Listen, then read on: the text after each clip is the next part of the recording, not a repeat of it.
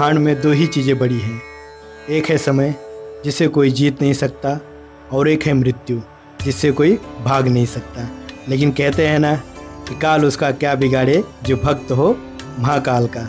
एक ऐसा शहर जहाँ समय खुद आके ठहर जाता है, जहाँ की हवाओं में शिव का वास है और जहाँ की मिट्टी के कण कण में जय श्री महाकाल गूंजता है और जहाँ के राजा कोई इंसान नहीं बल्कि स्वयं कालों के काल महाकाल हैं। तो चलिए आज मैं आपको लेके चल रहा हूँ भारत की सबसे पवित्र और रहस्यमय नगरी उज्जैन में।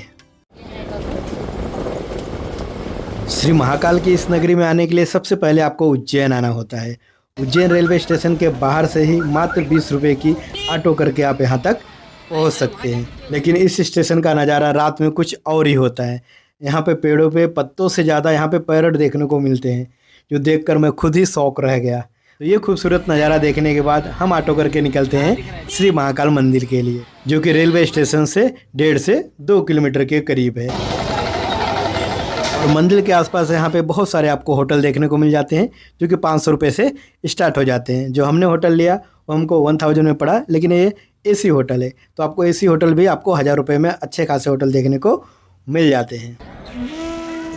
तो हमारी सुबह की शुरुआत होती है श्री महाकाल के दर्शन के साथ में। तो सुबह सुबह 8 बजे हम निकल गए हैं श्री महाकाल दर्शन के लिए।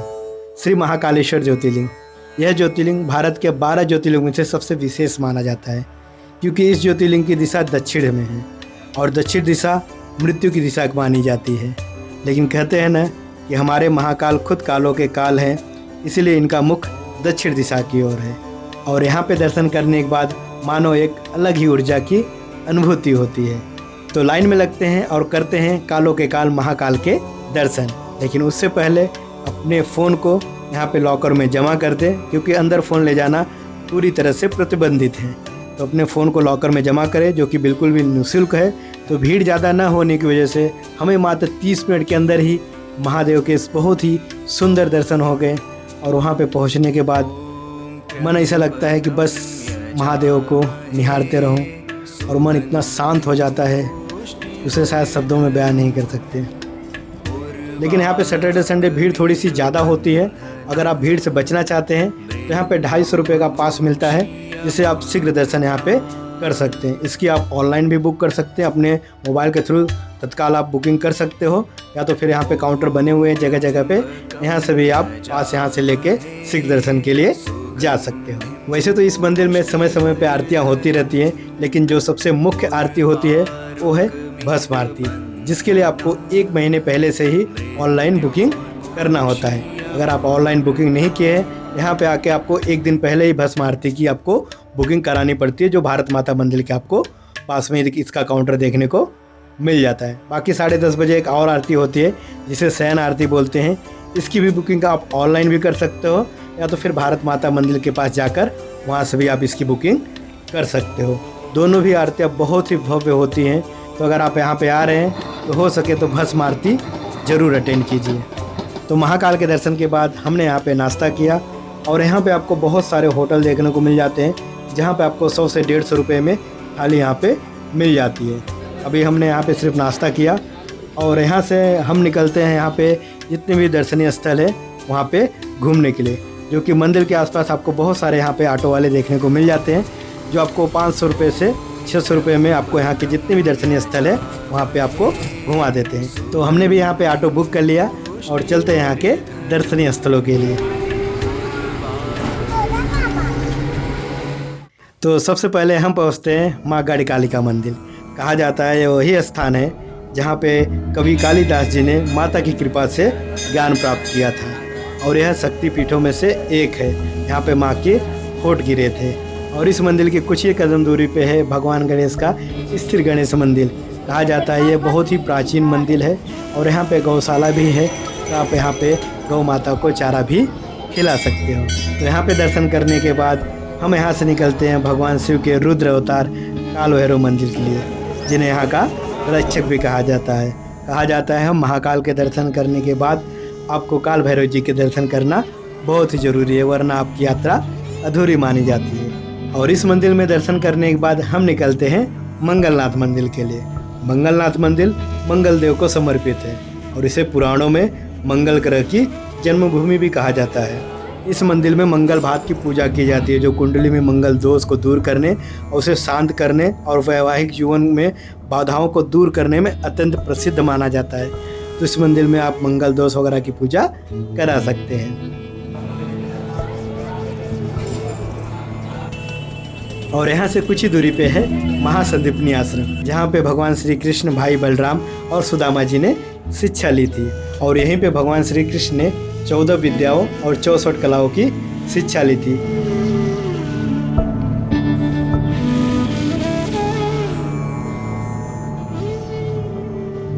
जिसका वर्णन यहाँ पे चित्रकलाओं द्वारा बहुत ही सुंदर तरीके से दर्शाया गया है। और यहीं पे है गोमती कुंड, जिसे भगवान श्री कृष्ण ने अपने बाणों द्वारा प्रकट किया था।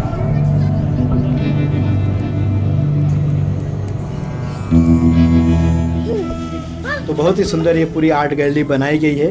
तो यहाँ पे आप जरूर आना। और इन सब जगहों में घूमने के लिए लगभग आपका 2 से 3 घंटे का समय लगता है। हम सुबह 9 बजे यहाँ से निकले थे मंदिर के पास से, और दोपहर के 12 बज रहे हैं, हम मंदिर के पास में यहाँ पे आ चुके हैं। जहाँ से भैया जी ने हमें लेके गए थे वहीं पे लाके ड्रॉप कर दिया। तो लगभग 3 घंटे का समय लगा और 12 बज चुके हैं। तो यहाँ से हम अभी खाना खाएंगे, उसके बाद थोड़ा सा रेस्ट करेंगे, फिर शाम को निकलेंगे और भी स्थानों पे। तो थोड़े टाइम होटल में आराम करने के बाद हम शाम को 4 बजे निकल चुके हैं सबसे पहले बड़ा गणेश जी का मंदिर का दर्शन करने के लिए, जो कि यहाँ पे बहुत ही भव्य प्रतिमा भगवान गणेश की बनाई गई है। तो यहाँ पे भी आप दर्शन जरूर कीजिएगा। थोड़ी दूर चलने के बाद यहाँ पे आपको राजा विक्रमादित्य की प्रतिमा आपको देखने को मिल जाएगी, जो बहुत ही सुंदर बनाया गया है।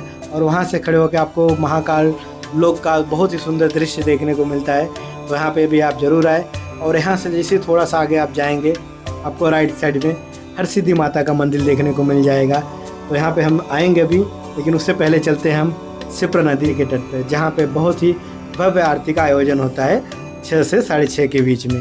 तो शाम को अभी 6 बज चुके हैं और यहाँ पे आप देख सकते हो यहाँ का नज़ारा बहुत ही सुंदर और अलौकिक हो चुका है।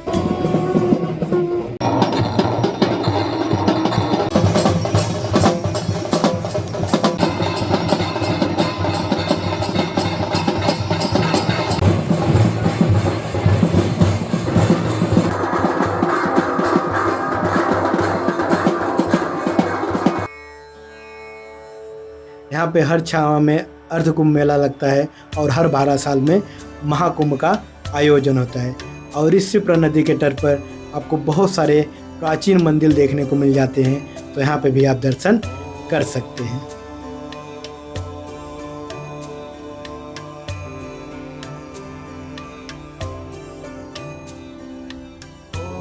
तो वहाँ पे आरती देखने के बाद हम आ जाते हैं हरसिद्धि माता मंदिर। हमने आपको इसलिए बोला कि तभी यहाँ पे आरती नहीं हो रही थी। यहाँ पे आरती करीब 7 बजे चालू होती है। तो यहाँ पे जो आरती होती है ना, वो बहुत ही भव्य आरती होती है। जो उसकी ऊर्जा है ना, उसे शब्दों में बयान नहीं कर सकते हैं। यहाँ पे आप सिर्फ इसको फील कर सकते हो। यहाँ पे अगर आप आते हो तो इस ऊर्जा को आप महसूस कर सकते हो। तो हरसिद्धि माता के मंदिर आप जरूर आइएगा अगर उज्जैन आ रहे हैं तो। और सबसे बड़ी बात, यहाँ पे आरती में सम्मिलित होना न भूलें। तो माँ हरसिद्धि माता मंदिर में आरती करने के बाद हम निकलते हैं महाकाल लोक। महाकाल लोक वैसे तो आप दिन में भी घूम सकते हो, लेकिन जो रात का नज़ारा होता है वो बहुत ही सुंदर और अलौकिक होता है। इस महाकाल लोक में भगवान शिव के अलग अलग रूपों की लीलाओं को दर्शाया गया है। पुराणों से, ग्रंथों से, यहाँ पे अलग अलग चित्रों के माध्यम से यहाँ पे दर्शाया गया है। और इस महाकाल लोक में आने के बाद ऐसा लगता है आप स्वयं स्वर्ग लोक पहुँच गए हैं।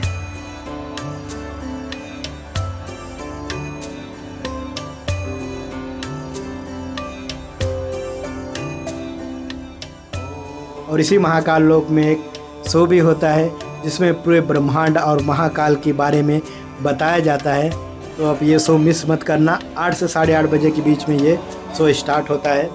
बाकी 9 बजे महाकाल लोक बंद हो जाता है। तो इस चीज़ का आप जरूर ध्यान रखना। तो ये था पूरा एक दिन का उज्जैन दर्शन। उम्मीद करता हूँ आपको वीडियो पसंद आया होगा। अगर वीडियो पसंद आया तो वीडियो को लाइक और चैनल को सब्सक्राइब जरूर करना। हम आपसे मिलते हैं किसी नेक्स्ट वीडियो में। तब तक के लिए जय श्री महाकाल, हर हर महादेव।